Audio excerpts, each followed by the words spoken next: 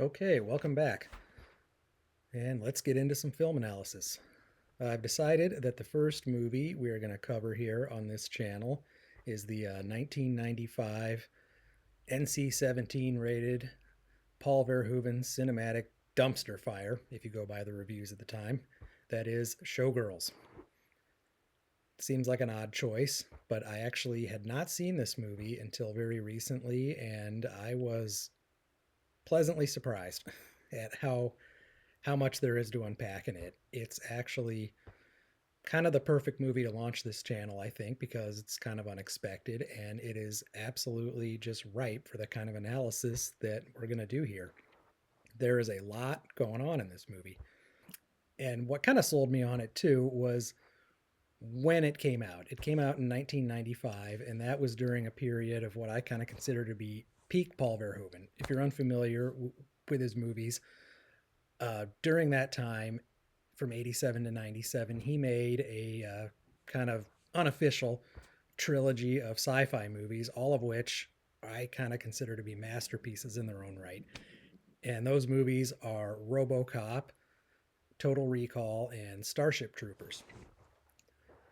And I mean, each one of those movies could be an analysis of its own. Paul Verhoeven is very good at putting a lot of social commentary into his movies without being explicit about it. He just kind of embeds it into the structure of the movies themselves. With Showgirls, he does a lot of the same thing. And ordinarily, I don't want to get into like a lot of backstory with movies because for the most part, I'm not that interested in that. I just want to treat the movies just as standalone, just objects in and of themselves. But in this case, I kind of think it's appropriate because there was a lot of hype around this movie. I was in junior high at the time, and I can kind of remember the cultural moment. The movie got announced, and there was a lot of talk because it was a big budget NC-17 rated movie, which you don't see a lot of. That doesn't really happen, and I actually can't think of an example of a big budget NC-17 rated movie since, really. So there was a lot of hype around it because of that, and also because of who was starring in it. It was this actress named Elizabeth Berkley, who at the time was best known for her role on a show called Saved by the Bell, where she played a character named Jessie Spano, who was kind of a goody two shoes, straight A student, and in one episode, very famously, very dramatically, gets addicted to caffeine pills because of all the pressure. Jesse, hey, hey, just calm down. It's okay. You're right. It's okay. Everything will be okay. Yeah. I just need one of these. Pills? You mean you really are taking drugs? I need them. Jesse, give me those. I need them, Zach. I have to sing. Jesse, you can't sing tonight. Yes, I can. I'm so excited. I'm so excited. I'm so scared. Jesse. So she got cast in this movie, and there was a lot of hype around that because she was shedding her child star image and taking on kind of a risque role in this very provocative movie, I guess you could say. But I really wasn't that interested in it. Just, I don't know, for whatever reason, I just didn't really care. So I didn't see it until very, very recently. But I guess I should back up actually because I want to talk a little bit more about what happened when this movie came out. Expectations were high, and when it released, to say that it flopped is an understatement. I mean, this movie just got savaged by critics.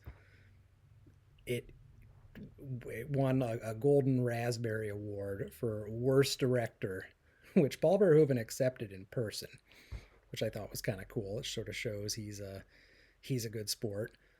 But yeah, the movie absolutely tanked, and Elizabeth Berkley's performance was just probably received the brunt of the criticism. I mean, a lot of the blame for the failure of the movie was just laid directly at her feet, probably unfairly, and it really it damaged her career and hurt her on a personal level. I mean, for a long time, she really wouldn't talk about the movie, kind of distanced herself from it, and never really became the A-list actress that she had hoped that she would become in the aftermath of this. There's been kind of a reappraisal of the movie more recently, and there's actually it's developed kind of a cult status, and there are like special screenings and festivals that happen around it that she attends. Well, not all of them, but she does attend some of them. I saw one online recently where it looked like it was pretty well attended, and she got like a long standing ovation. So it was kind of nice to see her get a little love for this thing 30 years later, because she kind of got put through the ringer over it. But that's just all kind of backstory. Let's get into what the analysis of this thing is going to be. What is this movie actually about, and why am I talking about it? Because I realized it's actually kind of the perfect movie to start this channel with. So, what is Showgirls about? Again, we have to take this at a more symbolic level, because that's what we do here. Surface level, this is a movie about a woman who has a past that she's trying to escape and is very ambitious and goes out to Las Vegas in order to make it big, and does so. She kind of comes out on top, and then she leaves. So it's kind of a success story, I guess, in that way. It's about a young woman who refuses to compromise and sell her soul, so to speak, and it pays off. But if we take a step back and look at the symbolism in this movie, the story that is actually being told is one of a lost soul who essentially gets initiated into what is a pagan goddess worship cult, and is attempting to save herself, is unable to do so, and is actually saved by a Christ figure that is in the movie. And just to give a little support for what I'm saying, this is present in the movie. The screenwriter of the movie is a guy named Joe Esterhaas, and he, in some interview, described the movie as having a deeply religious message. And Paul Verhoeven is a guy who is kind of obsessed with Jesus. He actually is part of a group called the Jesus Seminar, and he wrote a book called Jesus of Nazareth. Now, Paul Verhoeven is not, I don't think, a particularly religious guy, but he is fascinated by the character of Jesus, and it's present in other of his movies. RoboCop, in fact, Paul Verhoeven himself described as American Jesus. In this movie, pretty much all the characters, or the main characters anyway, can be broken down into archetypes. And we'll go over this. The main character that Elizabeth Berkley played introduces herself as Nomi Malone. And when we first see her, we see her from behind. She's walking through a parking lot wearing black. And as the camera pans out, she's walking toward the road, and we see that she's carrying a suitcase. That's important. The suitcase is actually kind of the crux of this movie.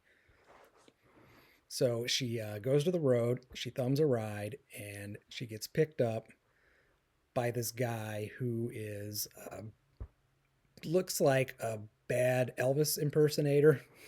He's got like the duck's ass haircut. He's driving around in a redneck blue pickup truck.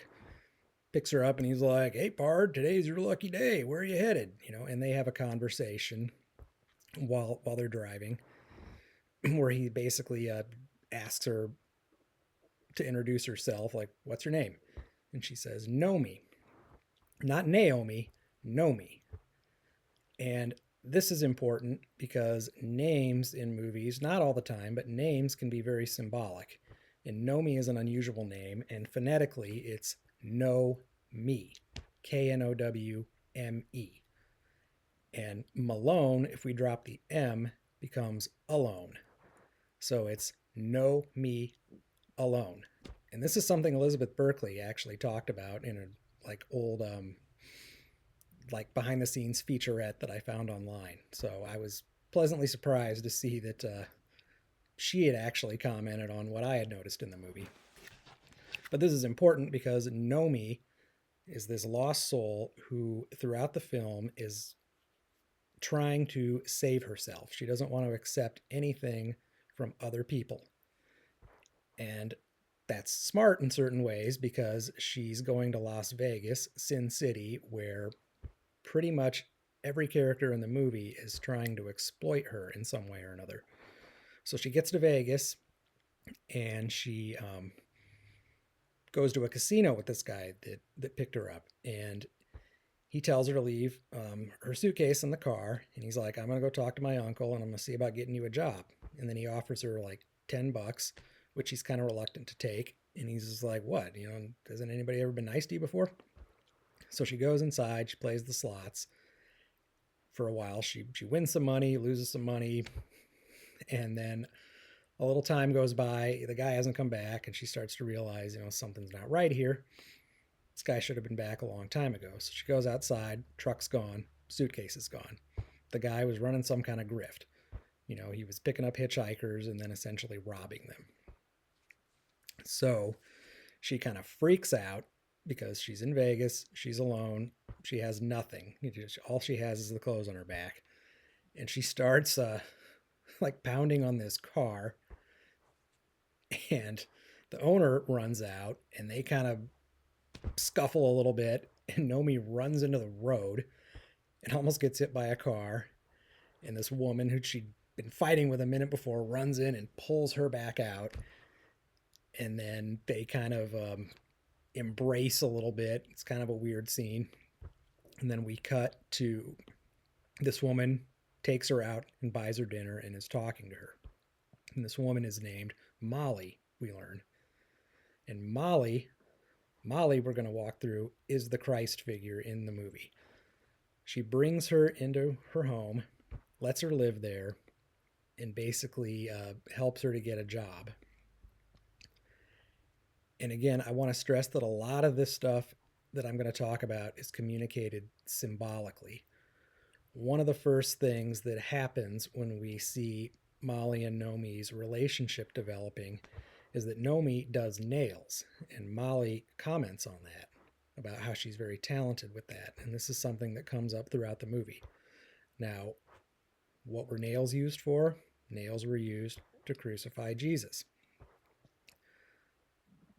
So Molly works at a hotel called the Stardust Hotel, I believe, which is significant too, because people want to be stars at this place, because this hotel puts on a showgirl, a stage production.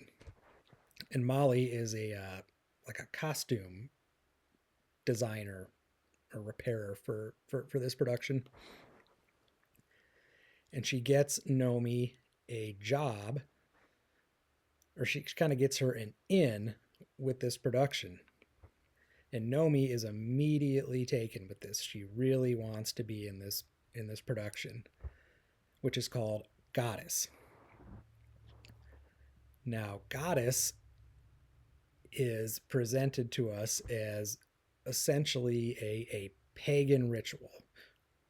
When Nomi is first watching a performance of it, we see all these dancers in this like almost prehistoric setting, and there's like a volcano, which is sort of a pyramidal structure, and rising up out of the volcano is the star of this production, the Goddess, this woman named Crystal Connors, who is another archetypal character. She's sort of the way it's presented theatrically on stage, she's kind of the high priestess of this cult. And there's also a sort of, if you're into numerology at all when you watch movies, I'm not saying you should be, but there's sort of there is a 33 encode in this. Crystal Connors, CC equals 33, which, you know, there's 33-degree Freemasons. So I don't know how deliberate this was in the movie, but it is there. And so it maybe kind of signifies that Crystal is it's sort of the apex of this thing. She's not actually. There's a power structure behind her. She's not actually in charge. But Nomi doesn't see it that way. Nomi sees this as the top of the top, and this is what she's going for throughout the movie. Now, also throughout the movie, she meets some other characters. There's this guy, James, who she basically wants nothing to do with. He's very interested in her, and he's his role in the movie at a symbolic level is basically that he is a prophet, because he's the one character in the movie, other than Molly, really, who tells Nomi the truth all the time about herself, about her surroundings, about what's happening. And he basically tells her, like, this production is no different than what you were doing before. You're just basically a stripper. That's all this is. And Nomi's like, no, I'm a dancer. This is a thing that comes up throughout the movie. She's very, very insistent that she's a dancer, not a stripper. Big difference. So she's kind of delusional in that way. There's another character in the movie, played by Kyle MacLachlan from Twin Peaks, who is kind of functions as a demiurge.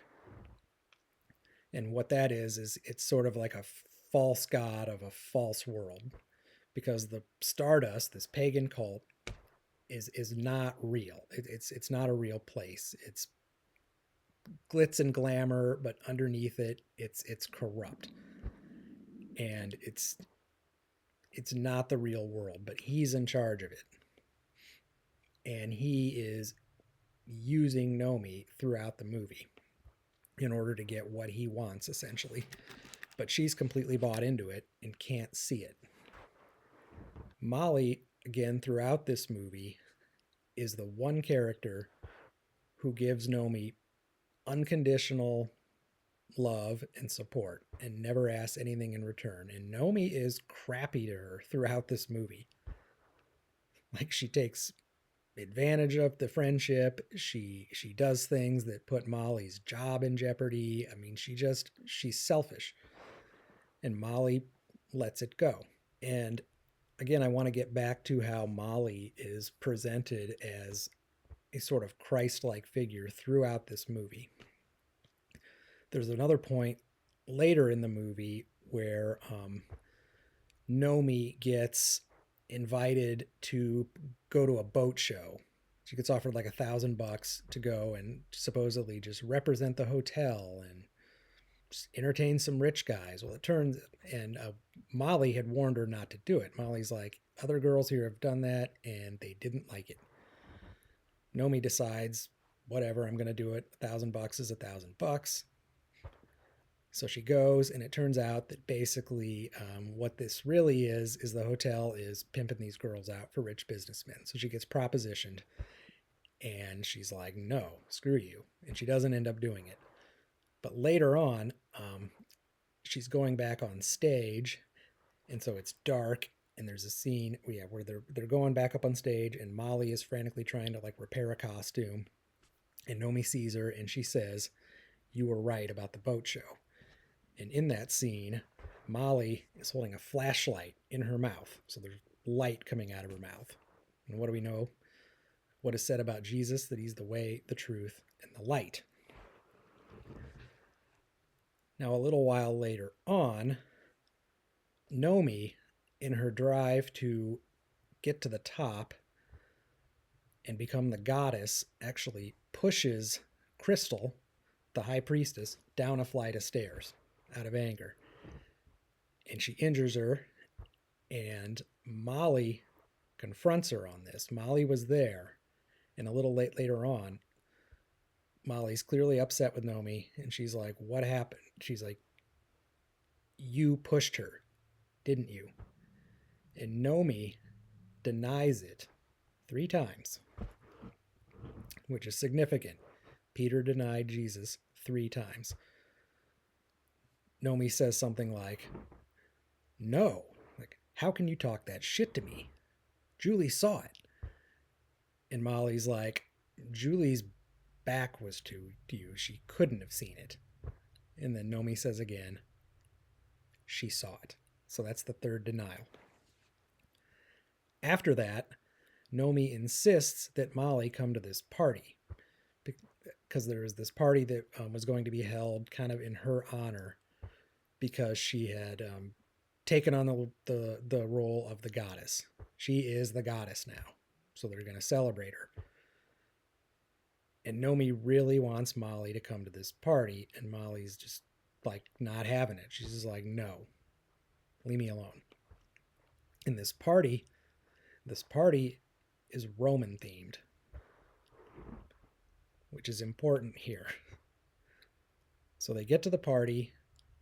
We see all this Roman paraphernalia stuff, and I think they even refer to it as Caesars. And Molly's there, or Nomi's there. She's enjoying the attention, but she turns and she sees who showed up at the party voluntarily? Molly. And Molly is wearing a purple dress, which is also important. This also fits in with the Christ figure stuff, because what happened during the Gospels when the Romans had Jesus imprisoned, they took his clothes off and they put a purple robe on him. Purple symbolizes royalty, and this was done as a way to mock him, because they put this on him and the crown of thorns and were beating him and scourging him and, you know, referring to him as the King of the Jews. So Molly wearing purple is a symbolic way, again, of showing that she is Christ-like. And during this party, Molly ends up being brutally raped, which is kind of it's a tough scene to watch, and it's a tonal shift in the movie. It's actually a pivot point in the movie. It's very important because it represents a shift for Nomi. This is the moment where Nomi finally wakes up and sees the Stardust for what it is. So Molly's rape functions in a perverted kind of way as a crucifixion. And this crucifixion is what saves Nomi. She finally sees through the illusion. She sees that the Stardust is corrupt, that they protect their own, and that it's a culture that will just use you and then discard you. It cares nothing about you. So we cut to a scene where Molly is in the hospital. She's in shock, and the doctor says she's going to be here 3 or 4 days. So this is Molly sort of in a tomb. She's going to be there 3 days. This is another piece of symbolic dialogue that is emphasizing the Christ narrative of this. And this is a big shift for Nomi as a character too, because at this point, she wants to bring in the police, and Zach, the Kyle MacLachlan character, tells her, like, no, we're not going to do that. The rapist is a character named Andrew Carver, who I should have probably talked about before, but I didn't think of it. But he's kind of this pop star, and he's just, it's never really explained, but he's just kind of like part of the crew. And Zach says essentially that, like, Andrew's one of us. We're not getting the cops involved. This happened. Forget about it. And he also confronts Nomi by telling her that he knows who she really is, because it turns out Nomi is not her real name.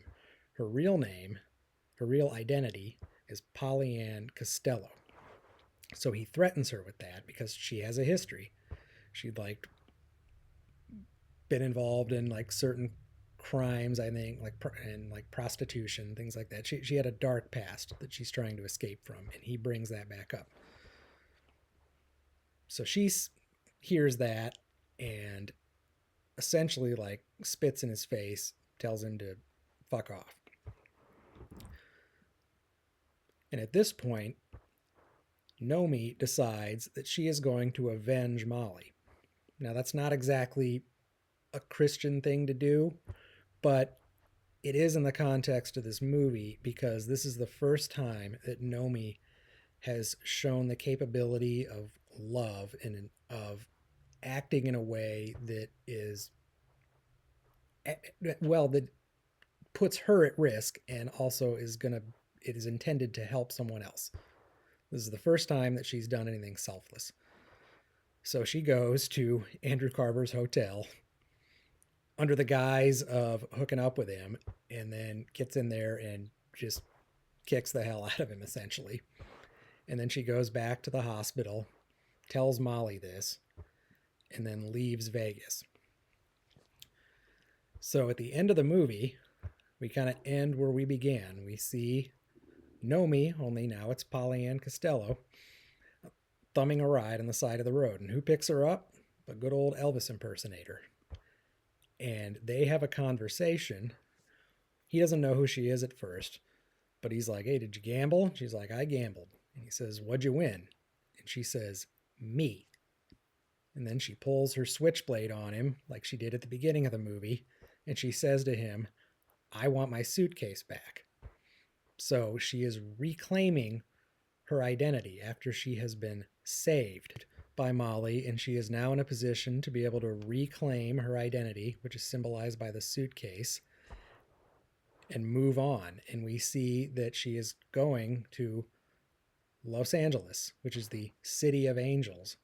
So symbolically, Nomi Malone has been saved, transformed back into a different person, her original self, her true self, and is able to move on, presumably, to a better place. So that is my analysis of Showgirls, a movie that was disparaged at the time, has kind of taken on a second life, and now deserves, I think, to be treated as something serious, because there's actually a lot of rich symbolism and depth that is present in this movie. And it's streaming free on Tubi right now for anyone that wants to check it out. Although I would put a little caveat on there. This is probably not a movie that everyone should watch. It's certainly not a kid's movie. It's very graphic. It's gratuitous. And, if you are struggling in certain areas of your life, maybe this isn't the best thing for you to watch. I don't know. You just have to use your discernment and be like, is this a good thing for me to see or not? This analysis hopefully makes sense, even if you haven't seen the movie. When I'm going through the editing process, I'm going to include images and stills from it to kind of explain where I'm drawing all of my interpretation from, because it's all in the movie. But again, use your judgment. Don't watch it if you don't think it'll be good for you, but check it out if you think you can handle it, because this movie had some serious depth and was a surprisingly rich experience when I finally watched it for the first time not too long back. So yeah, that's what I have to say about Showgirls. I hope you liked it.